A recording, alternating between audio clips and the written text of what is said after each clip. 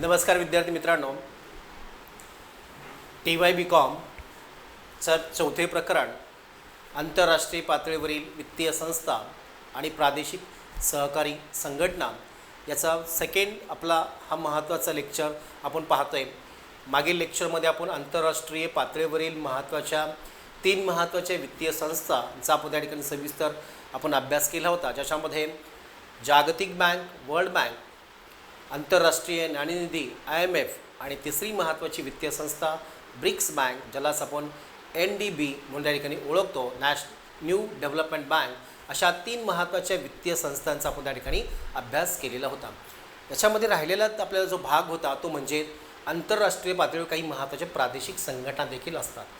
प्रादेशिक सहकारी संघटना, ज्या प्रादेशिक सहकारी संघटना ही त्या सदस्य राष्ट्रांसाठी त्या ठिकाणी अतिशय सपोर्टिव्ह त्या ठिकाणी काम करत असतात। मग ते इकॉनॉमिकल सपोर्टिव्ह असेल, फायनान्शियल सपोर्टिव्ह असेल किंवा ते टेक्निकल सपोर्टिव्ह का असेल, अशा वेगवेगळ्या स्तरावरती त्या प्रादेशिक संघटना त्या प्रदेशातील असणाऱ्या सदस्य राष्ट्रांसाठी त्या ठिकाणी एक वेगळ्या प्रकारचा सपोर्ट निर्माण करण्याचं काम अशा संघटनांकडे केलं तर आपल्याला सर्वात महत्त्वाचं आज आपल्याला समजून घ्यायच्या 2 महत्त्वाच्या संघटना, एक म्हणजे सार्क, SAARC, सार्क, ज्याच्यामध्ये आपण त्याचा फुल फॉर्म आहे प्रादेशिक सहकार्यासाठी दक्षिण आशियाई संघटना, South Asian Association for Regional Corporation, अशी महत्त्वाची जी सार्क ही संघटना आहे।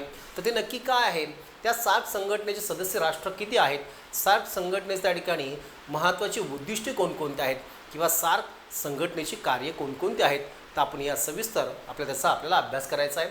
तर आपल्याला सार्क ही आंतरराष्ट्रीय पातळीवरील प्रादेशिक सहकारी संघटन म्हणून त्या ठिकाणी ओळखला जाते। त्या सार्कची आपण प्राथमिक स्वरूपाची आपण त्या ठिकाणी माहिती विचारात घेऊया। ते सार्क प्रादेशिक सहकारी संघटना जी आहे त्याची प्राथमिक स्वरूपाची माहिती पहा। ते प्राथमिक स्वरूपाची माहितीमध्ये सर्वात महत्त्वाचं म्हणजे सार्क ही 8 डिसेंबर 1985 मध्ये त्या ठिकाणी त्याची स्थापना झाली। कधी झालेली आहे जी स्थापना जी आहे ती स्थापना ही 8 डिसेंबर 1985 मध्ये त्याची स्थापना झालेली आहे। सार्कची स्थापना कधी झालेली आहे 1985, तेही पर्टिक्युलर 8 डिसेंबरला झालेली। ढाका इथे त्याची स्थापना झालेली। तसं राष्ट्रपण इथं 2 गोष्टी लक्षात ठेवा। कधी कधी त्या ठिकाणी आपल्याला मल्टिपल चॉईस म्हणजे MCQसाठी त्या ठिकाणी असे काही प्रश्न विचारले जातात, इथे सार्कचं स्थापना कोणत्या देशात झाली किंवा सार्कचं स्थापना वर्ष काय, तर आपले इथे 2 महत्त्वाचे MCQ डोक्यात आपल्याला ठेवायचे आहेत, लक्षात ठेवायचे आहेत। स्थापना वर्ष 8 डिसेंबर 1985, स्थापना कोणत्या देशात झाली तर ढाका या त्या ठिकाणी झालेले आहे, बांगलादेश। पुढे आंतरराष्ट्रीय विस्तृत जी बांगलादेश, भूतान, इथे आपल्या सर्वात महत्त्वाचं पाहता जी बांगलादेश, भूतान, भारत, मालदीव, नेपाळ, पाकिस्तान, श्रीलंका आणि अफगाणिस्तान या 8 सदस्य राष्ट्रांची ही संघटना आहे। किती राष्ट्र आहेत तिथे, सर्वात महत्त्वाचं म्हणजे ते 8 सदस्य राष्ट्रांनी जे निर्माण केले ते सार्क ही 8 राष्ट्रांची ते सदस्य संख्या आहे। 8 एवढी सदस्य संख्या आपल्याला लक्षात ठेवायची आहे।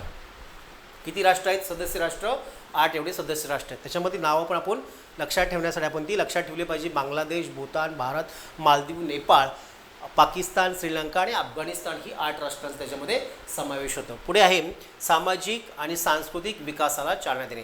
ह्या सगळ्यात महत्त्वाचं म्हणजे या सार्कचं महत्त्वाचं उद्दिष्ट काय आहे, तर इथं सर्वात महत्त्वाचं म्हणजे सामाजिक आणि सांस्कृतिक विकासाला चालना देणे। सामाजिक आणि सांस्कृतिक विकासाला चालना देणे, इकॉनॉमिकल आणि कल्चरल डेव्हलपमेंटवर त्याचा सर्वात महत्त्वाचा त्याचा फोकस असणार आहे। सामाजिक आणि सांस्कृतिक, इकॉनॉमिक अँड कल्चरल डेव्हलपमेंट। इथे आपण नेपाळमधील काठमांडू इथे त्याचं ते स्थापना झालेली आहे। याचं मुख्यालय कुठे आहे, काठमांडू। याचं मुख्यालय कुठे आहे, नेपाळ, काठमांडू इथे त्याचं मुख्यालय आहे, मुख्यालय आहे। आणि जे मुख्य उद्दिष्ट काय आहे, प्रादेशिक आणि आत्मनिर्भरतेला चालना देणे। प्रादेशिक आत्मनिर्भरतेला, प्रादेशिक म्हणजेच काय, ह्या 8 राष्ट्रांच्या संदर्भाने आत्मनिर्भरतेला चालना देण्यासाठी ही सार्क त्या ठिकाणी काम करत आहे। ते सर्वात महत्त्वाचं म्हणजे झाली प्राथमिक स्वरूपाची सार्कची माहिती। सार्कचे उद्दिष्टे पहा, तर सार्कची उद्दिष्ट याच्यामध्ये सर्वात महत्त्वाचं आहे। इथे पहिलं उद्दिष्ट आहे आर्थिक व सामाजिक विकास साध्य करणे। कोणाचा, जे सदस्य 8 राष्ट्र आहेत ना, त्या सदस्य 8 राष्ट्रांच्या सामाजिक आणि आर्थिक विकासाला चालना देणे। इथे आर्थिक विकासाच्या दृष्टिकोनातून इथे सर्वात महत्त्वाचं आहे, इथे या सार्क त्या ठिकाणी एकमेकांसाठी त्या ठिकाणी अनुकूल असं वातावरण त्या ठिकाणी विकासाच्या दृष्टीने त्या ठिकाणी तयार केलं जातं. कुठेही त्या ठिकाणी एकमेकांचे राष्ट्र हे एकमेकांच्या आर्थिक विकासाला बाधा निर्माण करणार नाही यासाठी त्या ठिकाणी या सर्वच राष्ट्रांमध्ये काय केलं जातात, एक करार चांगल्या पद्धतीने केले जातात. म्हणून इथे आर्थिक आणि सामाजिक विकासाला चालना देणे. याच्यामध्ये सर्वात महत्त्वाचं लोकांच्या जीवनाचा दर्जा म्हणजे जीवन मानस लिव्हिंग ऑफ स्टँडर्ड हाय करण्यासाठी प्राधान्य सार्ककडनं दिलं जातं. हे सार्क हे काय तर सर्वात महत्त्वाचं लक्षात घ्या, तिथेही ही कराराच्या माध्यमातून त्या ठिकाणी ह्या राष्ट्रांमध्ये एक अनुकूल वातावरण निर्माण करण्याचं काम या सार्कच्या माध्यमातून केलं जातं. पुढे दुसरं महत्त्वाचं उद्दिष्ट आहे समूह स्वावलंबन त्या ठिकाणी निर्माण करण्यासाठी इथे परस्परांच्या संदर्भाने विश्वास निर्माण करण्यासाठी इथं प्रयत्न केला जातो. इथे जरी आपल्याला भारत हा पाकिस्तानचं त्या ठिकाणी एक त्याला आपण काय म्हणूया शेजारील राष्ट्र आहे, मात्र तो आपल्या दोन्ही राष्ट्रांमध्ये सातत्याने आपल्याकडे शीतयुद्ध चालू असतं, तरी देखील आपण एका सार्क या संघटनेचे सदस्य असल्यामुळे इथे भविष्यकाळामध्ये या दोन देशांमध्ये अतिशय टोकाचं त्या ठिकाणी काय म्हणूया विरोधात्मक वातावरण निर्माण होणार नाही याच्यासाठी सार्क देखील त्या ठिकाणी प्रयत्नशील असते. तर जरी त्या ठिकाणी आपले शीतयुद्ध जरी चालू असले तरी मात्र कुठेतरी सामाजिक आणि आर्थिक विकासाच्या दृष्टिकोनातून दोन्ही राष्ट्रांना इथे कुठेतरी त्या ठिकाणी कराराच्या माध्यमातून त्या ठिकाणी एकाच नियंत्रणाखाली काम करावं लागतं. इथे कृषी, ग्रामीण विकास, आरोग्य, शिक्षण, तंत्रज्ञान आणि सांस्कृतिक स्थळ जवळजवळ इथे वाढवणे म्हणजे थोडक्यात इथे काय आहे पर्टिक्युलर काही महत्त्वाच्या विकासाचे काही फोकस याला डोळ्यासमोर ठेवलेले. इथे ग्रामीण भाग, कृषी, आरोग्य, तंत्रज्ञान आणि सांस्कृतिक या संदर्भात त्या ठिकाणी या 8 सदस्य राष्ट्रांमध्ये त्या ठिकाणी काय केलं पाहिजे त्याची डेव्हलपमेंट करणे हा त्याचं सगळ्यात महत्त्वाचं उद्दिष्ट आहे. आणि पुढे स्वयंसेवक तर समान हिताच्या बाबींवर इतर संस्थांशी असणे म्हणजे थोडक्यात काय स्वयंसेवी पद्धतीने त्या ठिकाणी या राष्ट्रांमध्ये काय झालं पाहिजे कामकाज तयार झालं पाहिजे अशा पद्धतीने सार्कची ती उद्दिष्ट आहेत.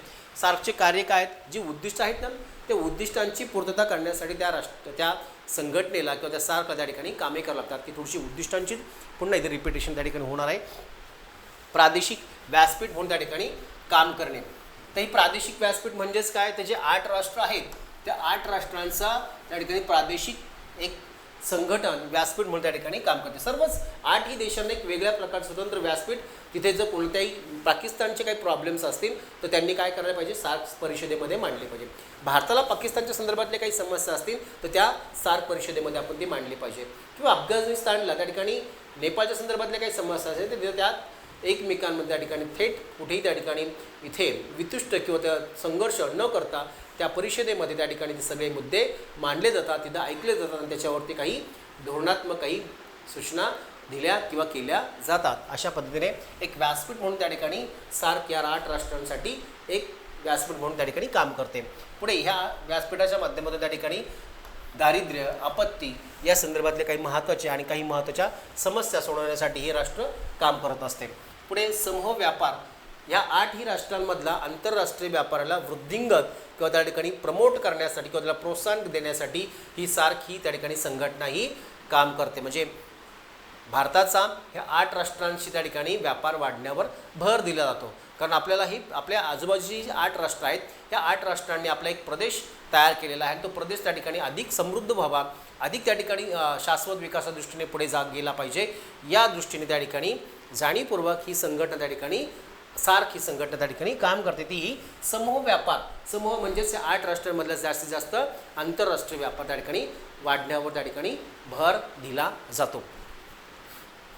इथे साफ्टा हे त्या ठिकाणी भागीदारी उपक्रम त्या ठिकाणी मुक्त व्यापार क्षेत्र म्हणून त्या ठिकाणी निर्माण केलेलं आहे. मुक्त व्यापार म्हणजे 8 राष्ट्रांमध्ये त्या ठिकाणी इथे कोणत्याही प्रकारचं रिस्ट्रिक्शन इंटरनॅशनल याच्यामध्ये आपल्या आयात निर्यातीच्या संदर्भात त्या ठिकाणी घातली नाही पाहिजे. त्यासाठी साफ्टा आहे त्या ठिकाणी उपक्रमाची त्या ठिकाणी अंमलबजावणी केली जाते. म्हणजे आपल्याला ह्या 8 राष्ट्रांमध्ये त्या ठिकाणी मुक्त व्यापाराच्या संदर्भाने क्षेत्र तयार केलेलं आहे. कोणाच्या माध्यमातून सार्कच्या माध्यमातून.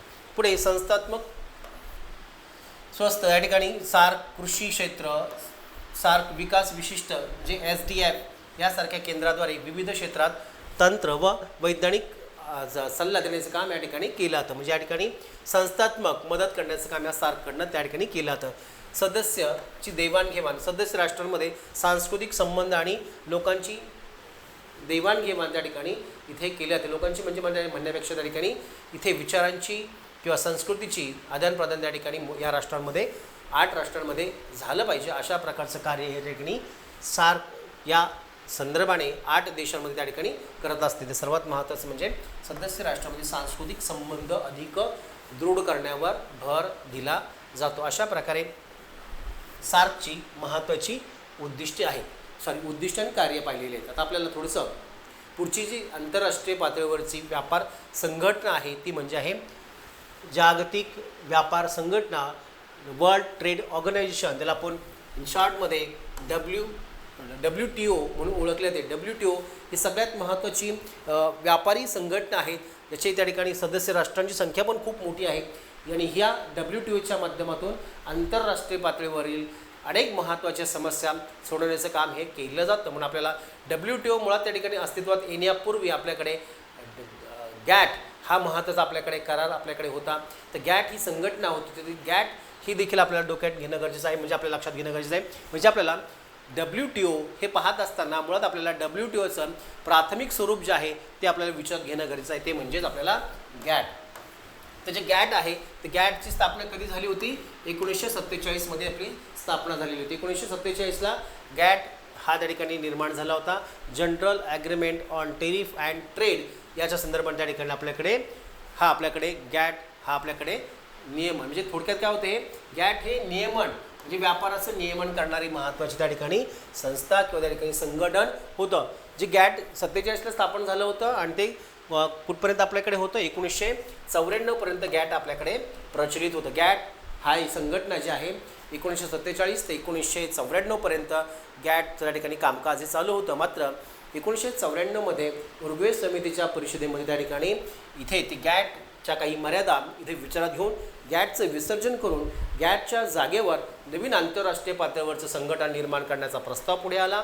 त्यातूनच पुढे आपल्याकडे WTO म्हणजेच वर्ल्ड ट्रेड ऑर्गनायझेशनची त्या ठिकाणी मान्यता मिळाली आणि 1995ला आपल्याकडे गॅटचं कामकाज आपल्याकडे सुरू झालेलं. म्हणजे 1994ला त्या ठिकाणी ठराव झाला, कशाचा? WTOचा ठराव झाला आणि आपल्याकडे 1 जानेवारी 1995 पासून आपल्याकडे WTO वर्ल्ड ट्रेड ऑर्गनायझेशन आपल्याकडे कार्यरत झालेलं आहे. थोडक्यात WTOची स्थापना आपल्याकडे त्या ठिकाणी कधी झालेली आहे? 1994ला त्याचा ठराव मंजूर झाला आणि त्याचं कामकाज 1 जानेवारी 1995ला त्याचं कामकाज सुरू करण्यात आलेलं आहे. WTOचे मुख्यालय कुठे आहे?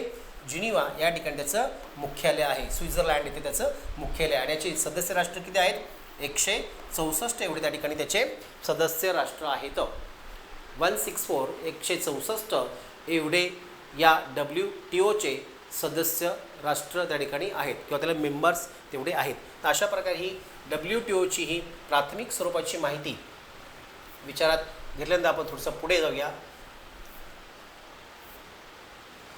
WTOचं त्या ठिकाणी आपल्याला उद्दिष्टे काय आहेत? ते उद्दिष्टे 5 उद्दिष्ट दिलेले आहेत. तर उद्दिष्टांमध्ये सर्वात महत्त्वाचं म्हणजे व्यापार उदारीकरण म्हणजे थोडक्यात कोणत्याही प्रकारचं रिस्ट्रिक्शन न टाकता खुल्या व्यापाराला चालना देणे.